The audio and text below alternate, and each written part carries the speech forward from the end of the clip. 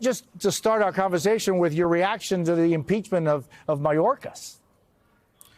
Well, congratulations to my colleagues across the aisle. They continue their historic run here in the 118th Congress, where they removed the speaker, which had never been done in American history, and now they impeached the cabinet secretary by one vote, and they had to do it the night before the election because they knew they were going to lose a congressional seat. But they impeached the cabinet secretary, even though he committed no high crimes or misdemeanors or treason or anything enumerated in the Constitution. But they did it, and they broke a 150-year-old rule. So congrats to them on this streak of just winning. We're so tired of winning in the 118th Congress over here. They've accomplished absolutely nothing. They walked away from the border deal, which would have secured the border because Speaker Trump told them, not to do it. And I call him Speaker Trump because he's running this place. I see this guy, Mike Johnson, walking around masquerading as the speaker. But Donald Trump is the Speaker of the House. But they walked away from the border deal. Mayorkas is still going to be the Secretary of Homeland Security. The Senate is not going to do anything with this. So this was a whole show about nothing, which is what the 118th Congress has been, more chaos. And the only thing that Mayorkas will have to do is edit his Wikipedia page and put in there that he was impeached by the 118th Congress. And so, Congressman, lots to talk to you about that. But so let's talk about the border bill is dead, right? I mean, it's not going to happen. So how do you deal with a humanitarian crisis at the border and throughout our country?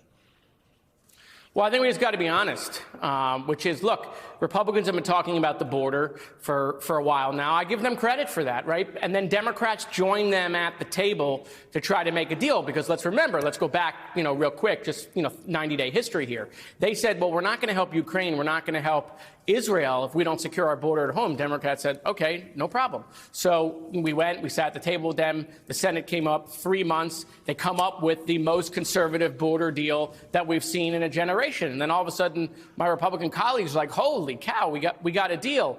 What are we going to do? And then all of a sudden they were like, well, if we solve the issue, we can't use it as an election issue here. And politics as usual in Washington, D.C. now. With a one-man party being able to kill a bill that would have secured the border, would have limited fentanyl from coming into the country, would have ended catch and release, would have done these things that Republicans cry for every single day. So what do? We got to talk about it. I mean, I'd like to say that we're going to pass this lovely, beautiful bill here in Congress, but we have no idea what's going to happen. You throw out the rule book. I mean, this place is barely functioning. They got a 2-vote majority. And so we don't know what's going to happen. What we should be doing is what the American people have asked us to do and sent us here to do, which is to make sure that we're improving the economy, that we're making things less expensive for the American people, and that we're protecting our allies and friends around the world. And right now, my colleagues in Congress are doing none of these things. They're too busy doing grievance politics. So, Congressman, let's turn to the situation in the Middle East. It's been 130 days since the October 7th massacre, 110 days since Israel went into Gaza. The war continuing there. Tens of thousands of people have been killed, more than 1 million civilians forced to flee their homes.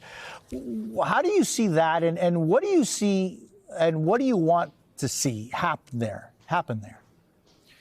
Well, what I want to see is the hostages released and a prolonged ceasefire in exchange for the release of all of the hostages. That's what I think everyone wants to see now.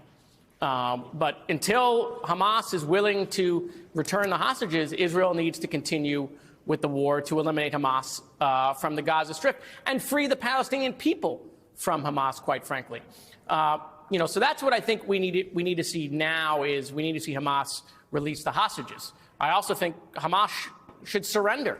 I mean, if you want the war to end tomorrow, you want a full ceasefire for eternity, then Hamas needs to surrender. There is no scenario in which Hamas is going to continue to be the governing authority in the Gaza Strip. I also think we need to work to figure out how we can get more humanitarian aid in to the innocent civilians in the Gaza Strip. They are caught in the middle. Hamas put them in great jeopardy by the atrocities they committed on October 7th, and have used them not as just human shields, but as propaganda and expendable. Don't listen to me. Listen to the words of the Hamas leaders who have said that.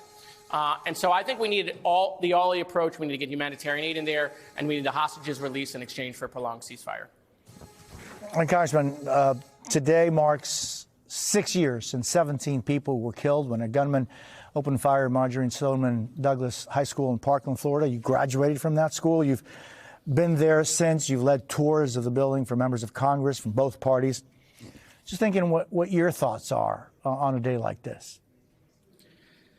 Well, I mean, it still feels like yesterday when I arrived at the school a couple hours after the shooting and we're with the families, in a ballroom, where, families were separated by a partition when law enforcement, the FBI came in and told them, where their kid was or where their husband was or where their family member was. And, I didn't hear crying. I heard screaming. It still haunts me. My own 4-year-old son was put into a closet at the time. The teacher that put him into a closet was Jen Guttenberg, Fred Guttenberg's wife. So while she was teaching my son how to write and protecting my son in a closet, her daughter Jamie was killed. And I think about what the parents said to me that day. All they did wrong was send their kid to school. The parents didn't do anything wrong by sending their kid to school. That's an indictment on elected officials who, before February 14th, failed to protect kids at school. Thankfully, in Florida, in the 3 weeks in the aftermath, Democrats and Republicans came together and passed, monumental gun violence prevention, mental health, school safety bill, the Marjory Stoneman Douglas School Safety Act, championed by, a majority of Republicans, raising the age to 21, red flag laws, 3-day waiting period, signed by Rick Scott, who became a U.S. Senator. We did the right thing after that. But we continue to see these things happening all over the country. The same failures that happened in Parkland happened in Uvalde thereafter. And parents, when they put their kids to bed at night, turn to this place, the halls of Congress, to try to do what we can to keep their kids safe in school or in a movie theater, at a church, in a synagogue. And we are failing those parents and family members. And so what I'm thinking about today is I'm thinking about the empty chairs at the dinner table, the empty rooms in the homes, and the families who are visiting their kids or their spouse at a cemetery all day today.